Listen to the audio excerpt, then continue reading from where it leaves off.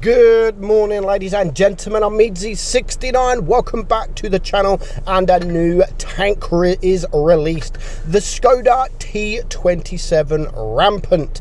The Rampant is, of course, the legendary camouflage for this tank. Now, it is a Czech Tier 8 medium tank, and it is an auto loader. Turret, it has 100 mils on the turret pretty much all around, which is pretty good that it is all around the same armor thickness all around the turret, the front, the back, the side. The DPM is well, it's about the same for all auto loaders in Tier 8, pretty much just over the 2000 mark. 15, almost 16-second magazine reload time, and it's a 1.5-second intra-clip reload, and of course it has 3 shells in the magazine. Penetration is 194 on your AP, 237 on your APCR, which is actually really poor for your Pramo. One of the worst. I mean, the Panther M10, the Panther 8.8 is the same. So I'd probably run this thing with calibrated shells, because that is really poor. It's not the worst normal pen with the AP, but the premium ammunition on this is one of the worst in the tier. It does have 8 degrees of gun depression as well, so if you can use that, you're not going to bounce too much, to be honest. You haven't really got the armor profile. You've got 100 mils on your turret, of course, and when you are using the 8 degrees of gun depression, there is a possibility that you can get some bounces, some troll bounces. Now, we are about to get a troll bounce in this game. We're actually going to bounce like 600 or so, nearly 700 damage, which is all pure luck. I mean, you can't rely on those bounces at all, because you just got no armor. You haven't got any armor there. Now, of course, it is an auto loader, not an auto reloader, so you have to play this thing very cautiously. I would go second line with your mediums, of course, but sort of second line behind your mediums, and just farming up some damage with your auto loader. And then, of course, when you're on the reload, make sure you've got cover and until you have reloaded. So we are spotted, and we are going to get shot in a moment, but we are actually gonna bounce some shots here in the Skoda T27. I think it looks good. I think it looks nice. I think the camouflage is quite nice. It's a decent tank. It's not bad. Of course, it is a new tank, so it is coming in crates for money. If it was crates for gold, it would be better, but it's not. So it's crates for money. So of course, when we have a Tier 8 tank that is crates, especially crates for money, I would definitely recommend to stay away from this tank. Trying to purchase this tank, just wait.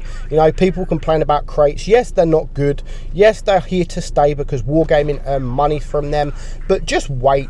Don't be impatient.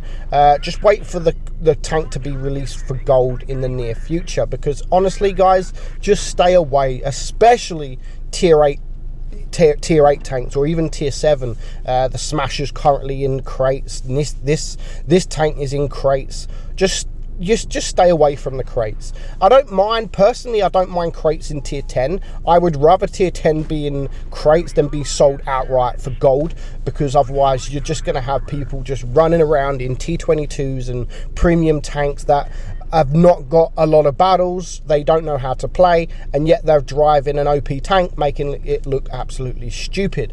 So I don't mind crates in Tier 10, but of course I would prefer that Wargaming just get rid of the crates, full stop. But they earn money. You know, they are a business. They earn money. We've questioned this to Wargaming before when we had a one-to-one meeting with them, and they earn a lot more money selling crates than they would selling the tank outright, because it gives them, you know, they're not selling the tank, they're selling a crate that may not contain the tank. And of course, there's going to be a lot of people that buy the crate but don't get the tank. So when they actually sell the tank for normal money or normal gold, they actually theoretically sell it to that person again. So they do make a lot of money from it. But this is why people need to stop buying crates. If you don't like it, stop buying crates. Most of the people that complain about crates are those that have spent $200-300 on the crates and not received it, and then they go on to YouTube or Discord or whatever and complain about the crates. If people would just not buy crates, they would not sell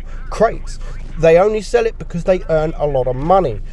So moving back to the tank, I tested this tank. I did test it, and again, it is nothing special. It is nothing special. It does the job. It's fairly decent.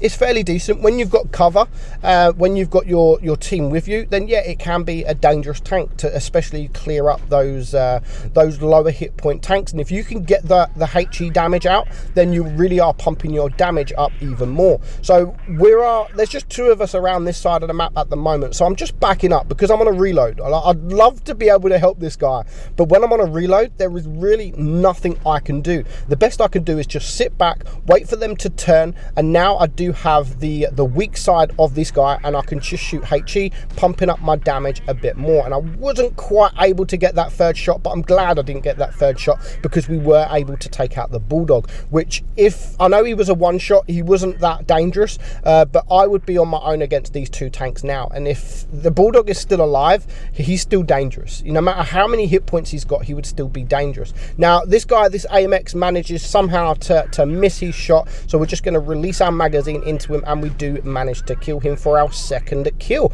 And I'm thinking, you know what, not bad. It's now a 5 versus 3, but these guys have got a lot of hit points between them, and there goes our EXP. So it's now a 4 versus 3, and basically all 4 of us are full hit points. So I'm now thinking, you know what, it's easy. I'm not even going to get any damage. By the time I get there, everyone's going to be basically dead. So we was just about to go into the middle here, but I'm thinking, you know what, the IS is there, so let's go around this side, because if I get caught in the middle of 2 tanks, then even though I've got 1,000 hit points, they could go very, very, very quickly. So we are going to take out this IS for our 3rd kill, bringing our damage up to 2.7k, and now it is just 2 tanks left. So I'm going to go for the reload. We're going to wait, and then we're just going to attack this KV4. As you can see, now we're just about to reload. We are pushing forward, and we are going to release our clip. We're going to release 1 there. We're going to release our 2nd one, and we're going to release not quite the 3rd one, but we do set him on fire, and the Yo does take him out. So we've got 1 more shell left. I should have really just stayed on the base for a little bit longer, just to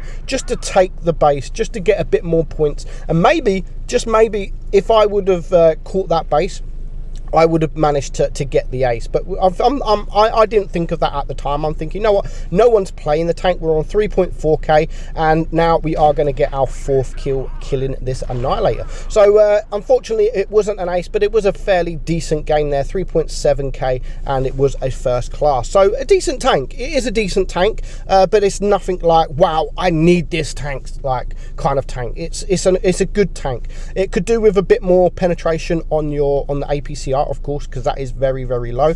But long story short, stay away from the tank, as it is in crates, and it's definitely not worth being in crates. So I hope you enjoyed the video, guys. If you did, hit that subscribe button, and I'll see you very soon. Bye bye.